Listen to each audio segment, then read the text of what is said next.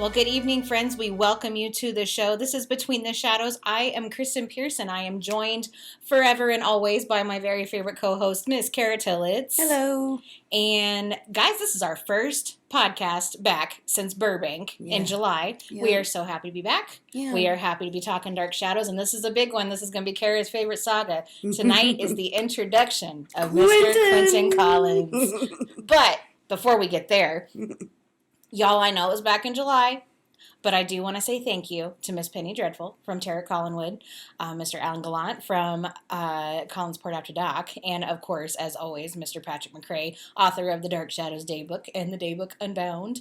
And we want to thank you guys for debriefing with us on our trip to Burbank. And guys, I'm still reeling from that trip. I still think about it often. I still think about what a memorable time it was. Oh my gosh. Meeting all of you, getting to schmooze with you, getting to meet people that we've only known online, how it was so exciting. Getting to celebrate Jonathan Frid and getting to celebrate Laura Parker as well. It was very special and so very special. Unforgettable. So special. We still talk about it every time we get together, and I will never, ever, ever forget that weekend. What a great weekend it was. Mm-hmm. So if you missed it, oh man, you don't know what you missed. Go watch the recap episode. You'll know what you missed. So yeah, we'll just get on with this since it's been a while. This is the introduction of Quentin Collins. We will be covering episodes 638 through 646. And side note, whoever posted that David Selby died, I want to punch you in the throat because that really scared me. All right, on with it. So last time we chatted, oh man, the very last thing we talked about was who in the world is Jeff Clark. Mm-hmm. And Jeff Clark disappeared back into the past to be with his Peter Bradford self, because he's actually Peter Bradford. I don't know how else to word that. But Vicky is left standing in the honeymoon suite all alone with no husband, and she wanders back into Collinwood. She went home. She went to the one place she knew to go. Mm-hmm. She went home, and she is determined to find Jeff. She is convinced that she will be able to find him, to contact him. And I guess that she thinks that if he found her through time, she can find him too. Yeah. And she becomes obsessed with finding Jeff. Yeah. It gets pretty unhealthy pretty quick style. Yeah. So we're going to open this up. So we see Chris Jennings at Collinwood. We're at Collinwood after Vicky has wandered back, and the next scene we see Chris Jennings at Collinwood, and Maggie is just laying into him. He gives Julia some money and says that he can't go back to the hospital to see Amy. Yeah. And that he's leaving town. Because previously when we talked about this, we saw Mr. Wells in the hotel, just a bloody mess, completely dead. And we kind of get the feeling that Chris did it. Yeah. We don't know how. We don't know why. I mean, those of us who watch past this know the how and why, but we don't know what happened to Mr. Wells. Yeah. And now all of a sudden, Chris Jennings is leaving town. And Maggie is just laying into him. How dare you? How can you leave your sister? That's all the family you got. How dare you? You know? And Julia turns around and does the same exact thing. Yeah. She lays into Chris. It's like, why can't you stay? You should at least go see her before you leave town. And he's like, I don't think so. I'm leaving her money. And she's like, you're her only living relative, and Amy needs him. He was like, she doesn't need money. She needs you, you know? And I mean, just very, very firm, but equally Chris is just as firm. Yeah. And she's interrupted at that time because Vicky has gotten hysterical again up in her room. Mm-hmm. And she tells Chris, we're not done talking. Please wait. Don't leave. Yeah. I'm not done with you. And when she returns downstairs, she's got a phone call from Wincliffe, and Amy has escaped. Yep. And she goes to tell Chris, but he's already left, of course. Yeah, yeah. And so back to what you were saying the last time, nobody ever stays at Collinwood. Mm-hmm. They always find a way to escape, whether they're sprung or they just... Mm-hmm. Julia needs to fire the staff. Because people keep escaping. Oh, you mean Wincliffe? Wincliffe. Yeah. Is that what I said? He's at Collinwood. Oh, my bad. I meant Wincliffe. Yeah, you're right. Nobody stays at Wincliffe. Nobody stays there. And Julia needs to fire her staff or get better security or something. I don't know. But Maggie's been sitting with Vicky while she was sleeping. And she wakes up and says that she feels Jeff in the room. And she finds his watch in the hallway. Yeah, the watch she had given to him. She was like, this watch has never been in this house. She's like, I gave it to him on our wedding night at the hotel. Right. This watch has never been in this house, so. So, did she leave the watch in the honeymoon suite? Why would she do that? Well, wasn't Jeff wearing it when he disappeared? Maybe it kind of fell off of him. Maybe so, and she just left it there. Well, you know what? No, I think she's right. I think Jeff was in Collinwood. His spirit, well, and he probably left it in the hallway. Okay.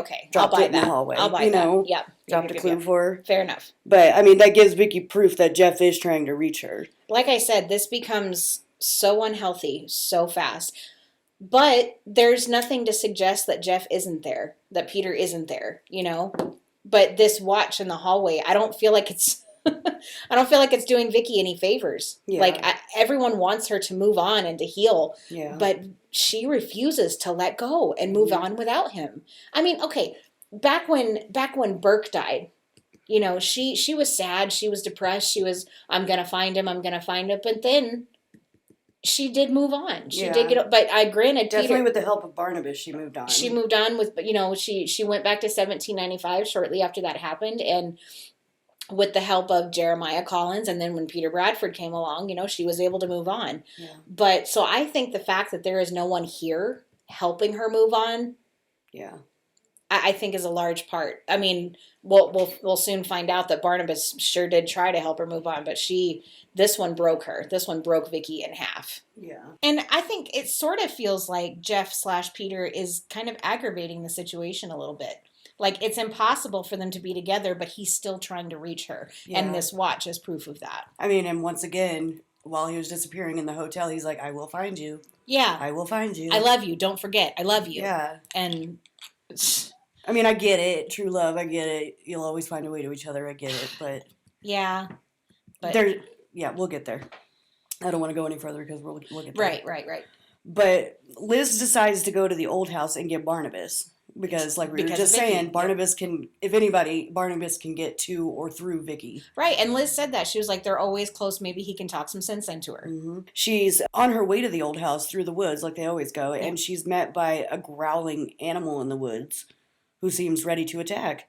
But then all of a sudden, there's Amy in the woods as well. Yeah. And she walks quick because Wincliffe is really not that close to Collinwood. No, we've heard that it's 100 miles from Collinwood, so how the fudge did Amy make it from It's that soap opera timeline. Yeah, I guess so. Jeez. It's like it moves so slow, but so fast. Right. It's like the rapid aging of children on soaps. That's what it is. True. But there's Amy standing there instead. And Amy is calm and collected and not scared at all and reassures Liz that the animal is gone now and she's just trying to find her brother. Yeah.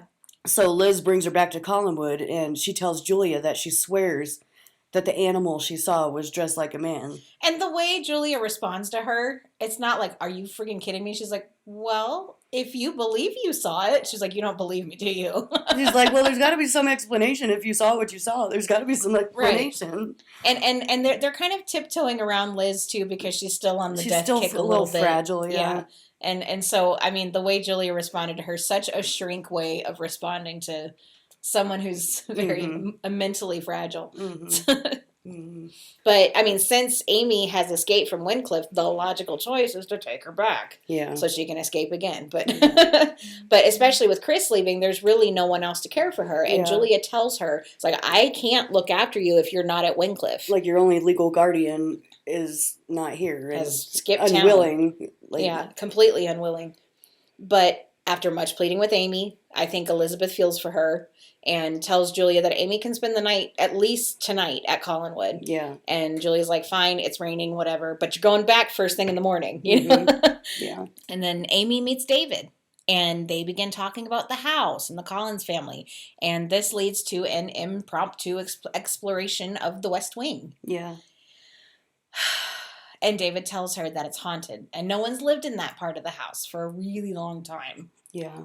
And they find an old telephone. And those of us who have watched Dark Shadows knows the importance of that old telephone. Mm-hmm. And they decide to pretend to talk to the people that used to live in that part of the house. They don't know. David doesn't even know. They're just playing childish games. Yeah. Make-believe games.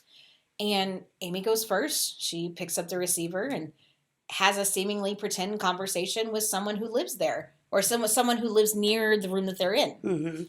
But then Amy tells David that he was right about the West Wing being haunted. There's a man on the phone. named Quentin Collins. And David tries to talk to whoever this Quentin Collins is, but he won't talk to David. Mm-hmm. But he does hear breathing on the other end. I mean, when was the last time we had a haunting at Collinwood? Josette, maybe? Yeah. And Josette wasn't there to harm anyone. She was there to protect the family. Yeah. So at this point, if this is like your first watch through, we wonder, is Quentin Collins there to protect someone, to warn someone? I mean, we don't know. And if you want to get real technical, Josette was the old house's haunting. Mm-hmm. Like, she never, as far as I remember, she never was at Collinwood. Yeah.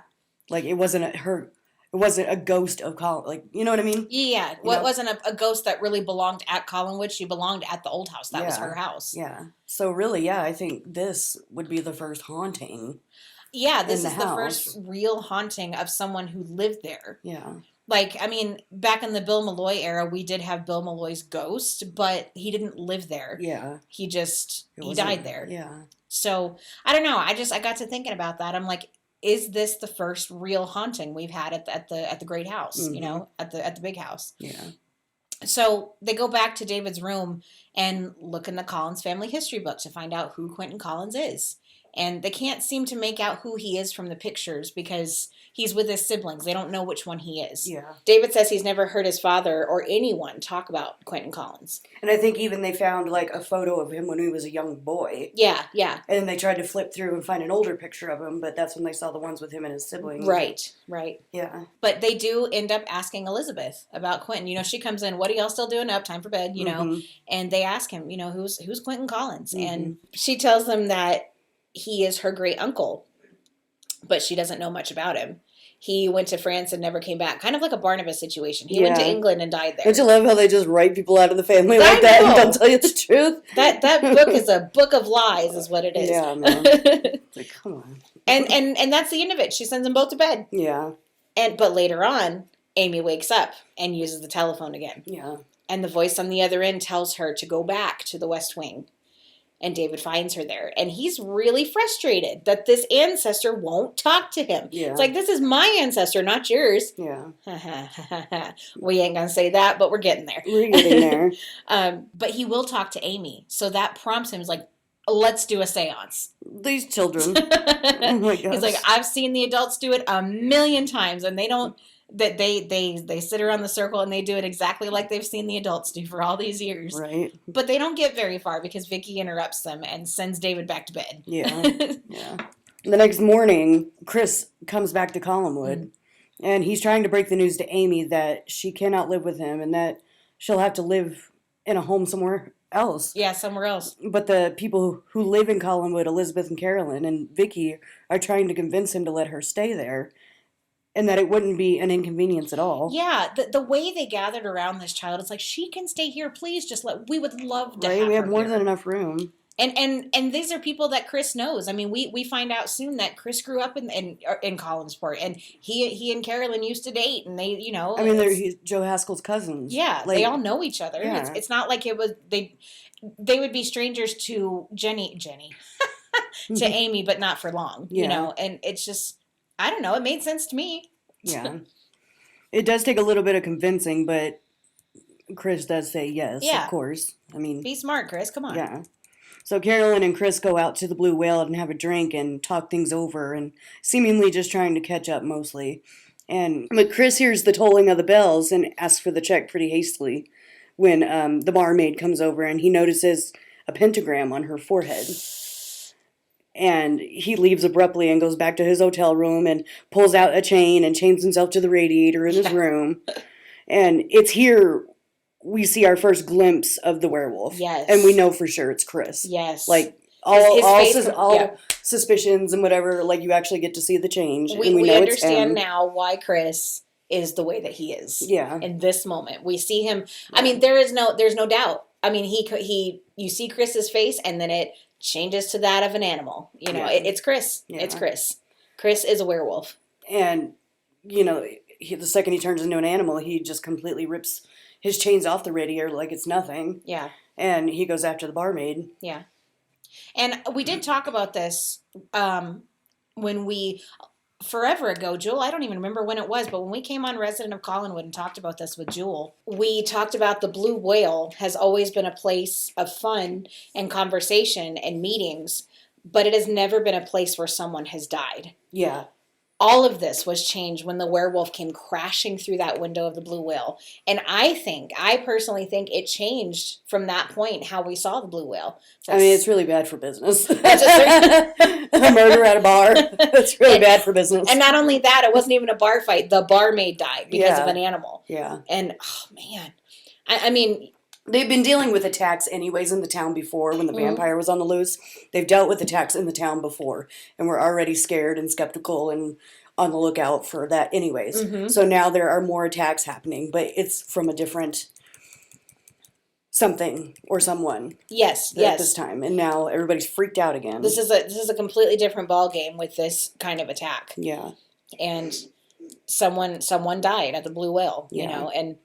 Man, I would have hated to have found that walking into work in the morning. Mm-hmm. And it's almost like, because the next thing we see is Amy at Collinwood. She's waking up and she's screaming and crying about Chris. Yeah. And Amy's always had like that intuition with, not just with Chris, especially with Chris. Yeah.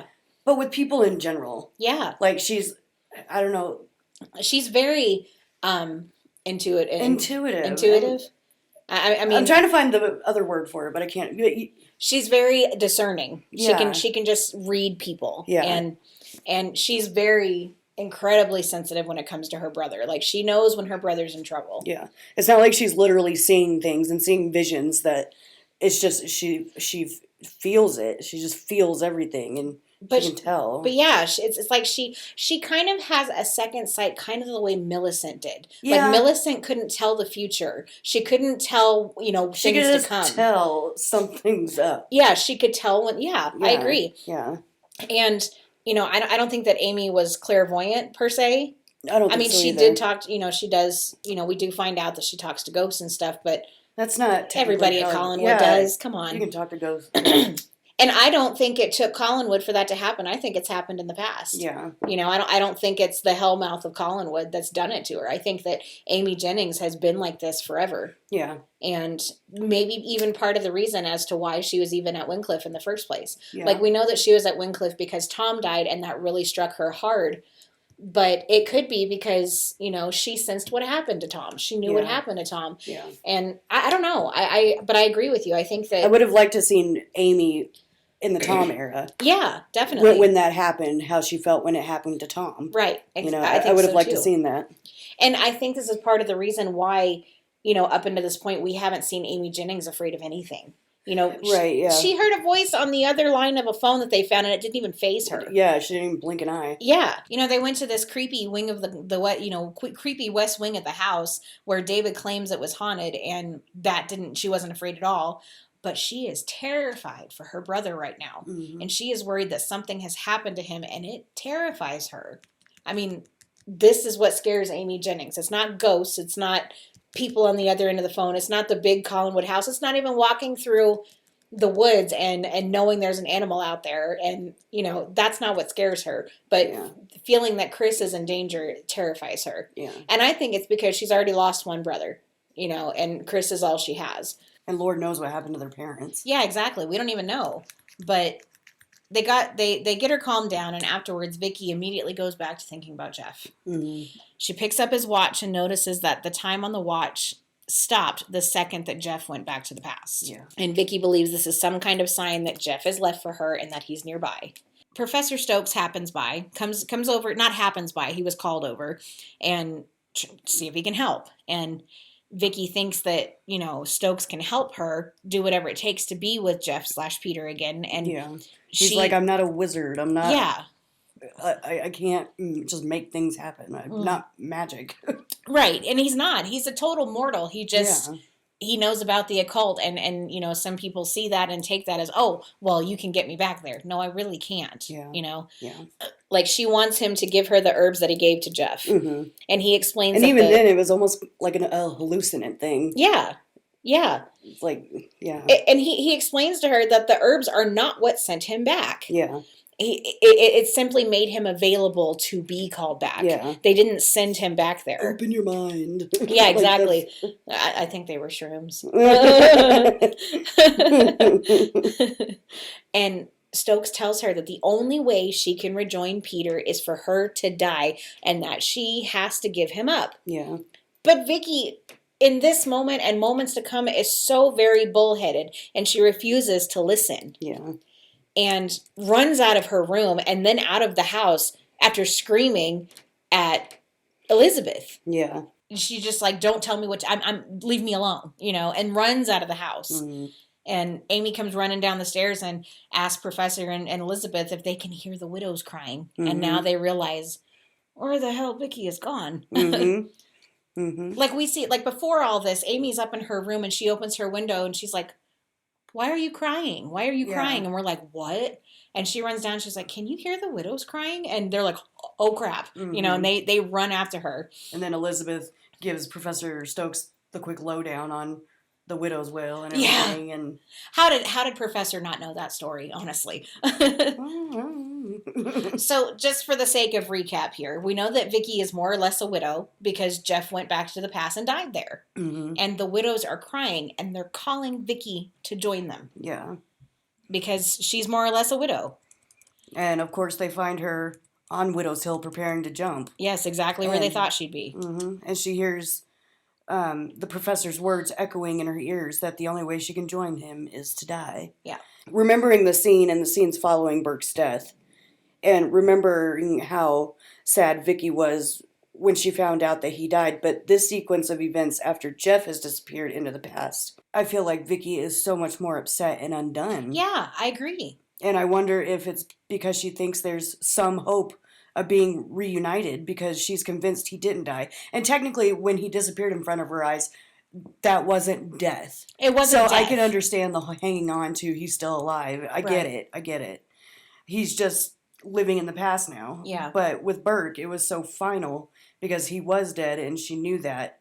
And there was enough evidence and whatever that nobody survived that plane crash. Yeah. But I don't think she is convinced that Peter's dead. Obviously, she's not. Yeah. I mean, in this time, 1968 or 9 or whatever time we're in, Peter is dead, but he's not dead to Vicky. He's just in the past. Right. He's just living there. Like, technically, Peter is not, Jeff, Jeff is not a person. It's Peter Bradford. Right. Like, Jeff doesn't belong in that time. Yeah. And he's not going to be able to stay there no matter what you try to do. And I think even Stokes brought that up at some point.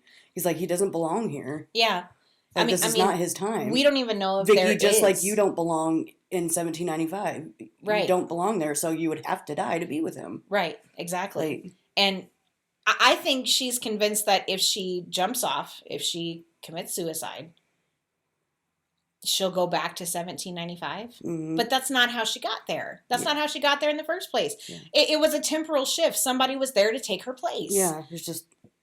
I mean... You just happen to be there for that blip in time. Like, yeah. That rift in time, like the seance... Here we go again with the time travel. Mm-hmm. But the seance caused a rift in time. Yeah. And the portal to be open. And for her to switch places with Phyllis Wick. Mm-hmm. And that's why the carriage overturned. That's why Vicky got to take her place and Phyllis Wick came to 1968. Mm-hmm. But that does not exist right now. She's just preparing to jump and kill herself. Mm-hmm. And I think that she would just stay dead. Mm-hmm. I mean, sure, maybe they'd meet up in the afterlife or something, but I don't think that would have sent her to 1795. I agree. And I just don't think that. Yeah. I mean, if y'all got thoughts, comment section. That's all for you. She's just so filled with sorrow and everything that she's willing to try anything. And she's not... And she's not comprehending what jumping off that cliff is really going to do. And this is what the professor is trying to tell her. Mm-hmm. It's like, do you really think that this is what Jeff wants? Mm-hmm. It's like, the only way that that's going to happen for you, let's hold a seance. Let's try to get in touch with him. Yeah. Yeah. And... It's a very similar scene, except it was Mrs. Stoddard preparing to jump, mm-hmm. and Vicky was stopping her. But mm-hmm. now it's the opposite. Yeah. And, like we just said, Professor does end up talking her down. And it's like, hey, let's do a seance. Let's try to reach him, mm-hmm. and let's try to get some answers. Let's see what he wants you to do. Yeah. I don't think that Professor thought the seance would help. I think it was just a way of getting her off of that cliff. Yeah, for sure. Yeah.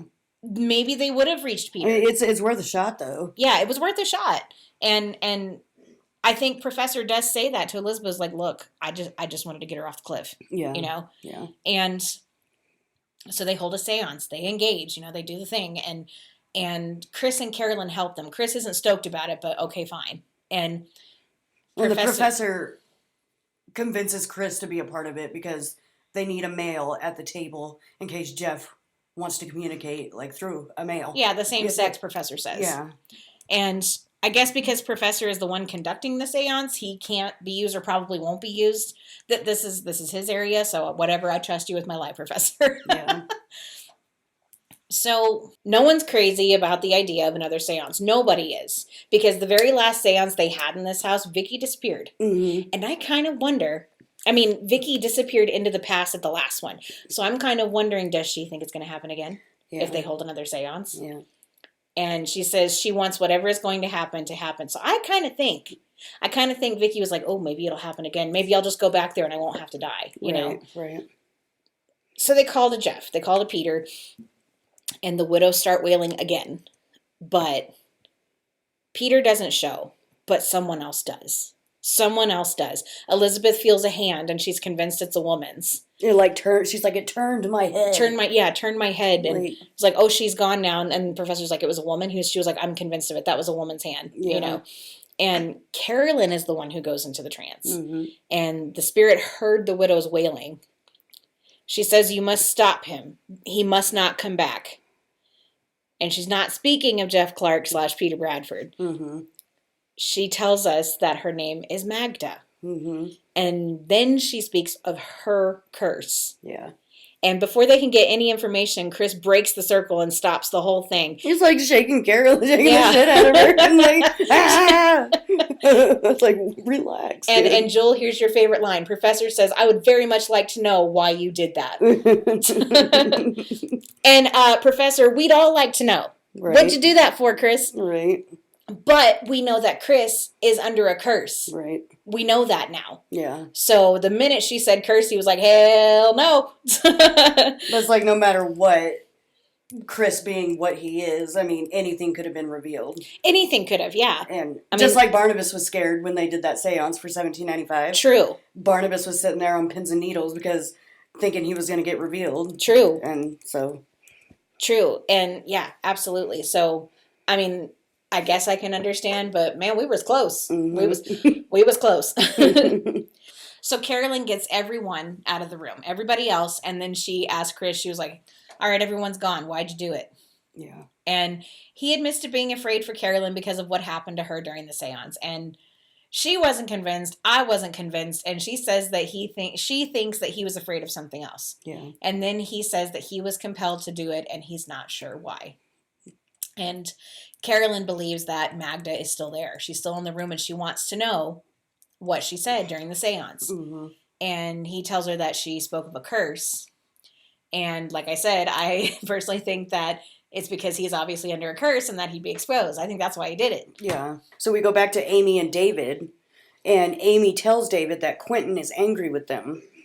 And she says that they have to find out why. And she suggests that they use the telephone. But David says that he won't speak to him, but he can hear him breathing. But he'll speak to Amy. And she says that Quentin wants them to find him that night. They haven't seen Quentin yet. No. They feel him. They have talked to him. Well, Amy has talked to him on the phone. So we learn that Elizabeth and Roger's father is Jameson Collins. Mm-hmm. And Roger returns home and a book is knocked off the piano in the drawing room. And inside the book is a letter addressed to Jameson from Quentin urging him to return to Collinwood because he needs his help.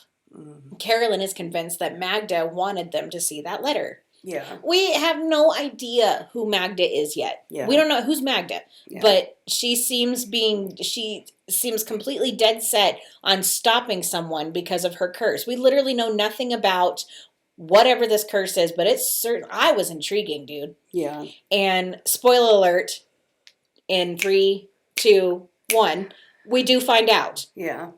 But all of this curse stays so obscure for so long. Yeah. And it begins with the children. Mm-hmm. The children. Mm-hmm. Sorry, I know I have let some spoilers go, and I had to warn y'all before it actually happened. So there's your spoiler alert. I can't even say that. God. So they decide to wait. The kids decide to wait till everyone is asleep, and they go back to the West Wing to try to find Quentin. Mm-hmm. And when they get up there, something or someone knocks the flashlight out of David's hands. Yeah. And he claims he feels a hand. Mm-hmm. And we kind of gather that it's Magda trying to stop these kids from finding Quentin. And the door to the West Wing is locked. But David says he knows a secret way to get in. Mm-hmm. So they go to the drawing room and they wait for Roger and Carolyn to go to bed. And they go to the West Wing via that secret panel in the drawing room. I don't know that we've ever seen it before now. The secret panel to the West Wing. I don't know if we've seen it yet. I can't remember. Did Barnabas use it when he was trying to get to Vicky, and then it led to the secret panel in her room? No. That secret panel in Vicky's room leads to Widow's Hill. It does? Yeah. Okay. We know that because it's the same door he used to get Josette, and it goes up to Widow's Hill. Okay. So, I don't know. Again, comment section is there for you listeners, so let us know if you know something we don't. So once they get up to the West Wing, it seems that Magda once more tries to stop them by knocking over a big grandfather clock. And it makes a big old thud sound. I'm like, how did that... I guess it's good it's a big house, because that would have woke everybody up. And they get trapped in a room that doesn't seem to be anything more than a storage room. It's just... there's nothing there except stuff. Yeah. And Carolyn has a dream, and she wakes up screaming and says in her dream the pair of children are in danger, or they're dying or something. So she begs Roger to go and get the kids or go to their room and make sure they're okay. And he comes back pretty quickly and says, they're gone. They're gone. And so they start searching the house to make sure that they're not outside. They're sure they can't be outside. It's a thunderstorm. It's always storming at Collinwood. And then someone, we assume it's Magda again, writes Jameson in the mirror. Yeah. So back to the kids. They're locked in a storeroom and not much happens. They find an old trunk and they find old-timey clothes, for them, like their size. Uh-huh. And we get our very first listen to Quentin's theme. Yeah. And another spoiler alert in 3, 2, 1. We'll be hearing this music a whole lot in the episodes to come. Oh, yeah. And it always means that Quentin is nearby, and this makes Kara a very happy girl. That's right. So Carolyn finally convinces her mother and Roger to search the West Wing at the prompting of Magda. They push past the fallen grandfather clock. The kids do hear them outside, and the adults come right into the room where they are, but quickly leave, again, without finding them. The kids are convinced that if the adults find them there, if they come into the room, they'll leave the door unlocked and they can come and go as they please. Right. But that doesn't happen. Yeah. They leave and the door is still locked. Yeah. And the kids break down the false wall. There's a false wall in the storeroom.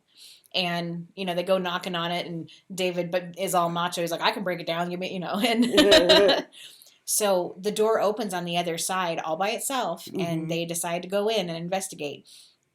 And on the other side of the door, there's another room that is covered in cobwebs, and in the corner, there is a skeleton dressed in 1897 clothes, and the room looks like it's been abandoned for at least a century. So they assume that the skeleton is Quentin Collins, and so did all of we. Yeah. So did all of us. Maybe I'm crazy, but didn't it even have, Quentin's hair? It shouldn't have, but I swear it did. I'm sure it did, too. God. I mean, we remember when Eve, was destroyed on the table, her perfect hair was still there. Very true. Gosh.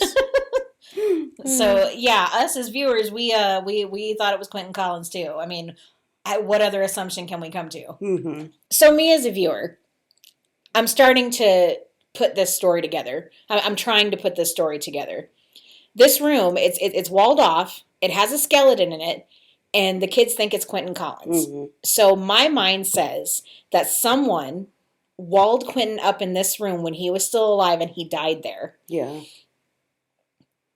That does enough to satisfy why Quentin's ghost seems to be haunting the children, at least the children. Yeah. That does enough to satisfy my curiosity in that regard. But it doesn't satisfy the question of why he was walled up there and why Magda is so insistent on preventing them from finding out anything about him. Yeah. Like I said, this is getting pretty intriguing. Mm-hmm. At this moment in that dusty, cobweb-infested, skeleton-ridden room, a very old, dusty gramophone can be seen, and it plays Quentin's theme.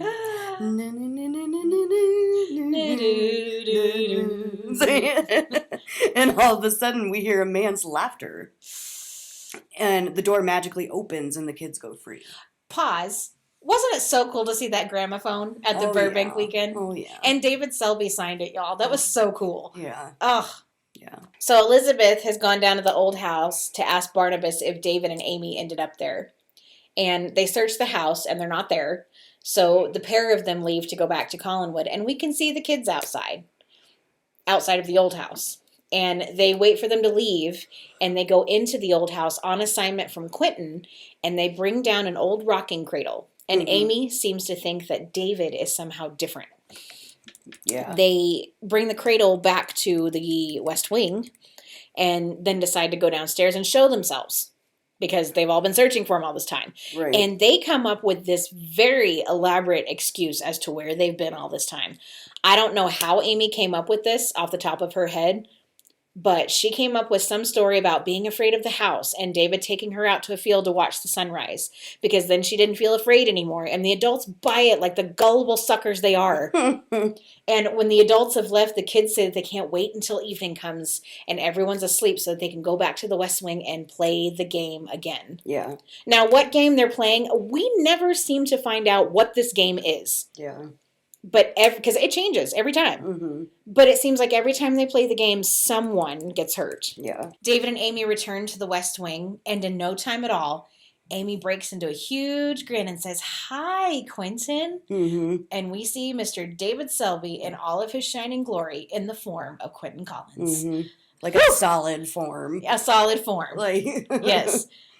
Looking a little bit like Abraham Lincoln, but here we go. Just kidding. The Battle of the Sideburns, I'm pretty sure Quentin won. Yep. Okay. Just saying. Totes. Love you, David Selby. I hope you're out there listening. I'm glad you're alive. And Quentin is a very curious ghost at first. Very curious. He doesn't speak. He does laugh, but he does not speak. Yeah. And the kids seem to know exactly what he is saying, but we never hear him speak as a ghost. Yeah. And very soon, we meet another ghost in the form of a beautiful blonde woman known as Beth. I'm not sure if these two ghosts, Quentin and Beth, have possessed the children just yet. Yeah. It seems like they're only playing dress up now, but it does get worse from here. Yeah. And Quentin seems to be on a mission to punish his family, the Collins family. Yes. And David says, "My family has made us very unhappy, and they must pay for what they've done." Yeah, it's like, okay, the and plot thickens. when we were saying Amy seems to think David is different, it's him saying random stuff like that. Yeah, yeah. And she's like, "What? What are you even talking about?" So the following day, they bury the skeleton in the West Wing, and that night, they plot to kill Roger. Haven't we already plotted to kill Roger in the past? Do we remember the bleeder valve incident, y'all? Right. So this time, David stretches a wire across the bottom of the stairs, and he does fall. Yeah, he does. And this prompts Elizabeth to call Professor Stokes again. Yeah. And get some help because she thinks they are dealing with something supernatural. But we will save that conversation, I think, for our next episode. Yes, I think we've been going quite a while, so I think that's a good place to stop because it just gets juicier from here, right? With this topic, right? So. And for the next time, we're going to be talking about the very short-lived visit of Madame Finley.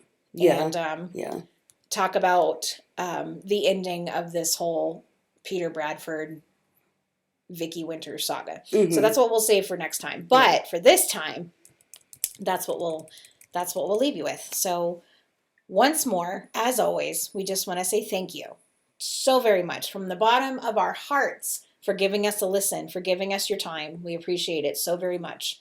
And since it's been a while, our contact information hasn't changed. We are still at Between the Shadows 2021 at Gmail. We're on Facebook. We're on YouTube. We are on Instagram. on X, formerly known as Twitter, and we will be as responsive as we can. But we love getting all your comments and all of your feedback and all your atta girls. We love them. We eat them up. Our page, our fun page that we set up a few months ago is still active. Buy me a coffee, excuse me, that's Tara at Collinwood. Buy me a coffee / Between the Shadows. But if you go to the page, it doesn't say buy me a coffee. It says buy me a sherry. So buy me a sherry if you feel led. But otherwise, we will talk next time. And thank you so much. Have a lovely night. Remember to keep it between us and the shadows, guys. Good night. Good night.